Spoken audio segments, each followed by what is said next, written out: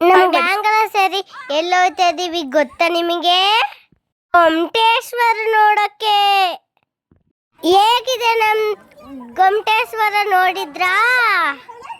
ನಾವೆಷ್ಟೇ enjoy ಮಾಡ್ತಾ ಇದೀವಿ ನೋಡಿ ಫ್ರೆಂಡ್ಸ್. ನೀವು ಅಪ್ಪ ಅಮ್ಮನ ಜೊತೆ ಹೋಗ್ಬಿಟ್ಟು ಎಂಜಾಯ್ ಮಾಡ್ಕೊಂಡು ಬನ್ನಿ. ಹಾಯ್ ಮಾಡಿ. ನಮ್ ಗೊಮ್ಮಟೇಶ್ವರ ಯಾಕೆ ಬಟ್ಟೆ ಹಾಕಿಲ್ಲ ಗೊತ್ತಾ ಫ್ರೆಂಡ್ಸ್? ಗೊತ್ತಿದ್ರೆ ಕಮೆಂಟ್ ಮಾಡಿ ಫ್ರೆಂಡ್ಸ್.